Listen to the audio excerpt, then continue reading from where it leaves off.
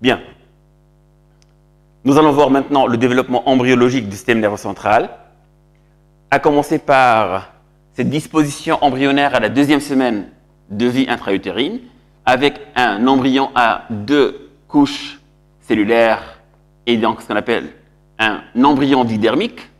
C'est vers la fin de la deuxième semaine, on est disposé de cette façon-là.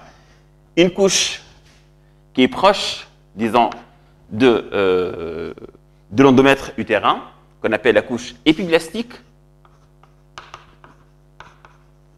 Et une deuxième couche qui est hypoblastique. Voilà. Et ces deux couches sont attachées. En effet, la couche épiblastique elle est attachée à la vésicule amniotique par la membrane amniotique et la deuxième couche hypoblastique à la vésicule vitéline par la membrane vitéline. Voilà. Et l'ensemble en fait, est entouré par un mésenchyme qui va attacher l'ensemble du disque avec les vésicules à l'endomètre utérin, qu'on appelle ça le mésenchyme extra-embryonnaire. Donc voilà, on est dans deux couches de cellules, épiblastiques et hypoblastiques, avec la cavité amniotique dorsalement et la cavité célomique, en fait la cavité vitéline, la vésicule vitéline, voilà, ventralement. Voyons maintenant cet embryon d'une vue intra-amniotique dans une vue dorsale, future vue dorsale, qui va se présenter comme un disque. Voilà, jusqu'à maintenant, on n'a pas de dorsal du ventral, on n'a pas non plus du crânial du caudal, on ne différencie pas de l'orientation de l'embryon didermique. Donc ça, c'est la membrane amniotique qui a été coupée pour pouvoir voir cette face amniotique de l'embryon, disons, qui va, à un certain stade, commencer à différencier certaines zones à partir d'une dépression. La dépression serait une dépression caudale. Donc on sait maintenant d'abord que la dépression elle est portée par la couche supérieure, la couche épiblastique. Donc ça sera la face dorsale. Et de même, l'emplacement de cette invagination, de ce sillon qui est là, est caudal par rapport au reste de l'embryon. Donc on sait maintenant que cette face-là, c'est la face dorsale, et cette partie, c'est la partie caudale, formée par cette dépression linéaire qu'on appelle la ligne primitive,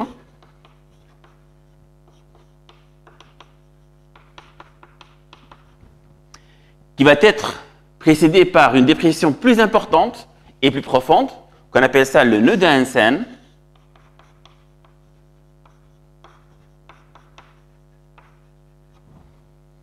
et d'autres zones qui sont importantes aussi, une zone déprimée en avant, tout à fait crânialement maintenant, on sait maintenant c'est la partie crâniale, qu'on appelle la dépression ou bien la plaque précordale. On verra pourquoi on l'appelle ainsi. Et une deuxième plaque que je vais mentionner dès maintenant, c'est la plaque tout à fait caudale qui va correspondre à la future donc, membrane cloacale. Voilà. Alors, si on fait maintenant une coupe longitudinale de cet embryon-là, qu'est-ce qu'on va trouver? Voilà l'embryon. On va tout d'abord de cette membrane amniotique, la ligne primitive, le nœud de Hansen assez profond, la partie antérieure et cette plaque précordale, procordale, si vous voulez. On va retrouver aussi la deuxième couche, la couche hypoblastique, qui est là. Et à ce niveau-là, on va voir un rapprochement important des deux couches dans les deux dépressions antérieures et postérieures. À partir maintenant du nœud de Hansen, on va voir, et plus tard de la ligne primitive, on va voir une différenciation cellulaire, une prolifération cellulaire et un envahissement de l'espace entre les deux couches épiblastiques et hypoblastiques. La première commence au niveau du nœud de Hansen, vers la direction crâniale, mais aussi ça va envahir l'entoblaste à ce niveau. Si je fais une coupe au niveau d'entoblaste pour voir ce qui se passe. On va voir un entoblaste, voilà, qui est envahi en partie par cette couche cellulaire qui va être mésoblastique, puisqu'on est maintenant à la phase de la gastrulation. C'est la constitution de la troisième couche embryonnaire. Donc voilà la couche hypoblastique. Et à partir de là, on va voir une prolifération, une stimulation de développement de cette couche-là, qui fait que cette plaque va s'invaginer dans l'espace entre les deux couches et va finir par se séparer complètement.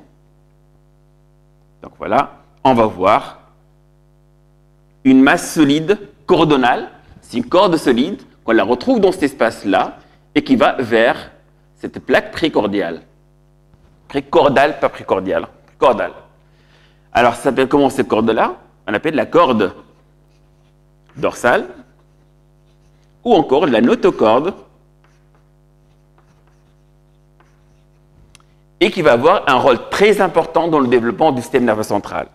On place cette notocorde à ce niveau-là, en pointillé puisqu'il se trouve au-dessous de cette couche plastique et partant du nœud de Hansen. Mis à part ça, on va voir aussi le développement de part et d'autre, et à partir de la ligne primitive, de ces cellules-là qui vont envahir complètement maintenant l'espace entre les deux couches, créant une troisième espace, mais une troisième couche qu'on appelle la couche mésoblastique. Donc, mis à part ça, on va retrouver bien sûr à ce niveau-là le mésoblaste qui va envahir la troisième, bien, qui va constituer la troisième couche embryonnaire. Maintenant, dans l'espace entre le nœud de Hansen et la plaque précordale, à ce niveau-là, on aura le développement du système nerveux central entier. Donc, à ce niveau-là, et par la stimulation et le guidage de cette corde dorsale, cette partie va se différencier et va proliférer de façon plus importante. C'est-à-dire qu'on va avoir une multiplication cellulaire plus importante qu'ailleurs. Donc, si je schématise maintenant la face dorsale de l'embryon, avec cette membrane pharyngienne par en avant, donc c'est la plaque précordale, aussi la membrane cloacale dorsalement et plutôt caudalement plutôt, le nœud de Hansen qui commence à se agrégasser avec la ligne primitive, voilà. Et entre ces deux éléments-là, on va retrouver une prolifération, un développement important du tissu qui va être un tissu nerveux, et qu'on appelle ça donc le neuroblaste, avec une partie large en avant et une partie effilée en arrière ou caudalement. Donc voilà, des cellules qui vont proliférer, qui vont avoir une surélévation, un épaississement de l'épiblaste à ce niveau-là, constituant ce qu'on appelle le neuroblaste. Une coupe qui passe par cette partie effilée nous montre d'abord l'ectoblaste, plutôt l'épiblaste qui est là, qui est encore là pour l'instant. Ensuite, cette partie épaisse qui va constituer le neuroblaste et les blastes de l'autre côté. Ensuite, on va voir l'entoblaste, que maintenant je schématise en orangé. Voilà. La corde dorsale, la notocorde. Voilà le guide du développement du système nerveux central. Et de part et d'autre, on va voir cette masse mésoblastique, qu'on la retrouve de part et d'autre. Au départ, masse unique, et ensuite, rapidement, elle va se différencier, elle va diviser en trois petites masses secondaires, et on verra ça. Voilà. Donc ça devient le neuroblaste. Ça devient l'ectoblaste, le mésoblaste,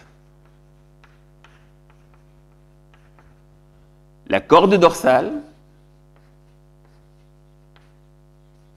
et l'entoblaste. Et voilà l'embryon tridémique et avec le développement, le début de développement du système nerveux central dans cette région, dans cette plaque neurale comme un épaississement de l'ectoblaste à ce niveau-là. Alors, on va voir maintenant l'évolution de cette plaque neurale, du fait que cette plaque neurale, maintenant, va commencer à se développer de façon plus importante que le reste, et donc, elle doit chercher de la place pour pouvoir se développer. Comment elle va faire? Elle va tout simplement trouver de la place en se repliant sur elle-même, en se creusant. Ça augmente la surface, en effet. Voilà. Voilà cette plaque neurale qui commence à se creuser pour avoir plus de place. Et on est au stade de ce qu'on appelle la gouttière neurale.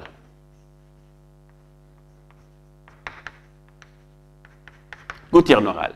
Donc tout cela, bien sûr, c'est cellulaire, c'est plein, il n'y a pas de cavité à l'intérieur de ça. Elle va s'accentuer davantage. On va voir une accentuation plus importante de cette gouttière neurale. Avec maintenant, on a une zone de transition entre le neuroblaste et l'ectoblaste, qui est cette zone-là. Et finalement, on va voir une séparation complète, va se refermer sur elle-même, cette zone, cette plaque neurale, cette gouttière va se refermer sur elle-même, elle va se séparer complètement du reste de l'ectoblaste. Donc voilà la plaque neurale. En se refermant, elle va aussi constituer une cavité centrale. Ça reste quand même en continuité avec le liquide amniotique. Avec de part et d'autre, bien au-dessus, on va retrouver l'ectoblaste qui va couvrir complètement ce tube qui va devenir le tube neural.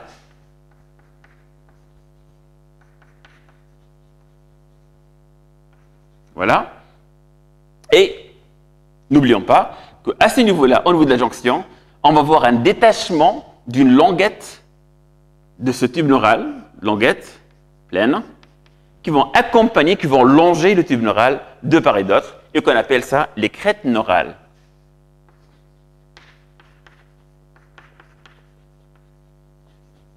Crête neurale. Alors, une dernière coupe pour mettre en place l'ensemble des éléments maintenant ainsi constitués. Tout d'abord, l'ectoblaste, future couverture cutanée. Ensuite, le tube neural, avec les crêtes neurales, qui sont à l'origine en partie aussi de ces ganglions paravertébraux. Ensuite, on va voir la corde dorsale, notocorde. Ensuite, on va voir l'entoblaste. J'élargis un tout petit peu les espaces pour bien montrer le reste. L'entoblaste. Et le mésoblaste, qui maintenant va se différencier en mésoblaste, en une masse para-axiale, une masse intermédiaire et une masse latérale qui va se contenir par le mésoblaste extra-embryonnaire. Donc, on va voir aussi que chaque partie du mésoblaste va être à l'origine des structures différentes. Voilà, voilà, voilà. Tube neural avec une cavité centrale. Donc, voilà le tube neural. Voilà la crête neurale. Voilà le mésoblaste para-axial, mésoblaste intermédiaire, mésoblaste latéral, et voilà la corde dorsale. Voilà les dispositions qu'on va avoir chez l'embryon tridermique. Alors, je reviens sur la fermeture du tube neural qui se fait à partir de sa partie moyenne vers la région crâniale et la région caudale. Le dernier point de fermeture s'appelle un neuropore. Donc, neuropore, ou encore un orifice si vous voulez.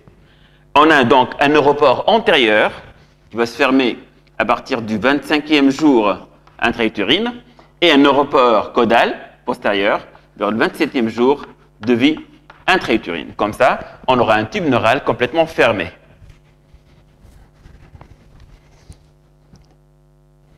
Voilà maintenant le tube neural ainsi constitué, avec une partie antérieure qui est large et une partie caudale qui est plutôt effilée. La partie antérieure crâniale, c'est en fait le futur encéphale qui va se développer, donc on appelle la vésicule encéphalique. Voilà. Alors que la partie effilée, c'est la future moelle épinière. Si on fait une coupe longitudinale qui passe par le tube neural, on va retrouver d'abord un tube neural avec une cavité centrale et une paroi qui contient les neurones, bien entendu. Donc voilà, cavité centrale, tube neural. Et cette cavité-là va s'amincir au niveau des zones de fermeture qu'on appelle les neuropores antérieurs et neuropores postérieurs. Alors, l'absence de fermeture du tube neural au niveau crânial donc, va arrêter le développement de l'encéphale. Donc, on va voir un enfant, un bébé sans encéphale. Bien sûr, c'est incompatible avec la vie, c'est létal. Et donc, il meurt, ce qu'on appelle une anencéphalie.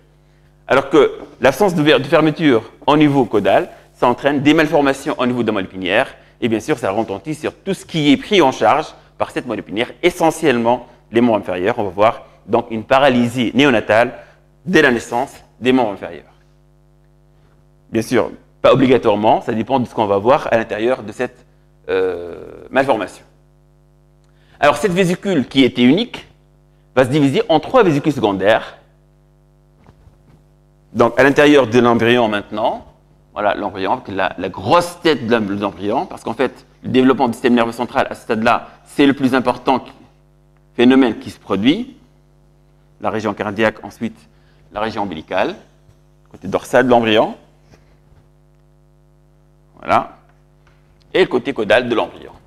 Donc, à l'intérieur de cette partie encéphalique, on va voir, je mettrai grossièrement, une première vésicule. En fait, c'est pas une séparation, mais c'est un étranglement qui se fait. Donc voilà, étrangle. Deuxième vésicule. Troisième vésicule. Et la moelle épinière qui va occuper le canal central, ou bien le dos de l'embryon. Alors, cette vésicule plutôt encéphalique va se diviser en une vésicule proencéphalique, une vésicule mésencéphalique ou l'isthme du cerveau,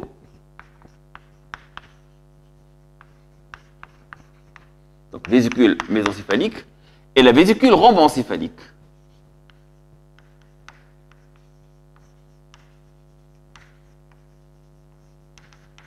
Encéphalique. Bien sûr, ça, c'est la moelle épinière qui va continuer son développement initial.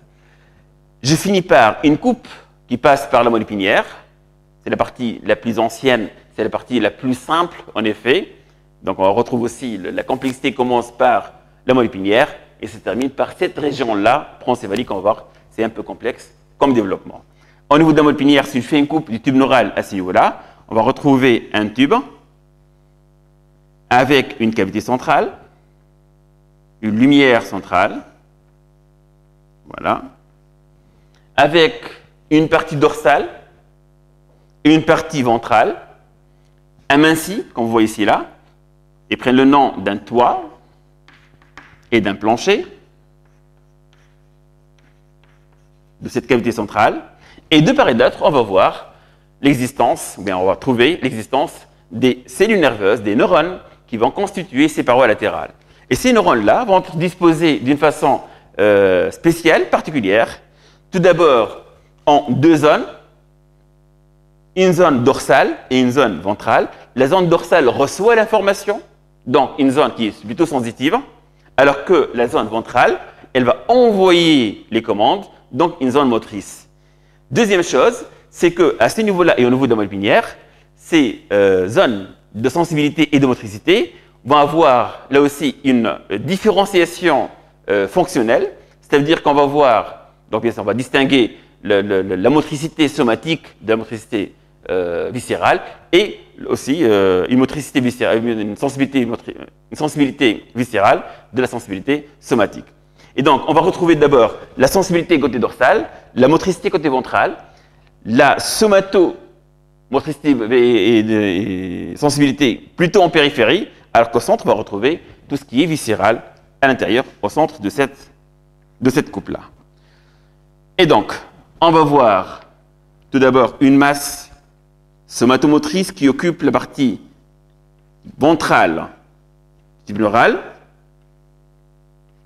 Voilà. Donc ça, c'est la somatomotricité. Donc somatomotrice, prenons aussi de la plaque fondamentale. Alors que la sensibilité somatique se trouve en périphérie, là aussi, donc côté dorsal, mais tout à fait en périphérie. On parle toujours de tout ce qui est somatique. Donc voilà la somatosensibilité.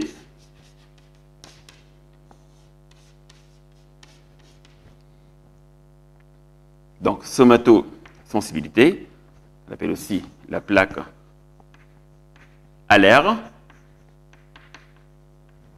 Alors qu'entre les deux maintenant, on retrouve la sensibilité et la motricité viscérale avec une sensibilité viscérale dorsale, avec la sensibilité somatique, et une motricité viscérale plutôt ventrale. Voilà. Donc là, c'est la viscérosensibilité et la viscéromotricité.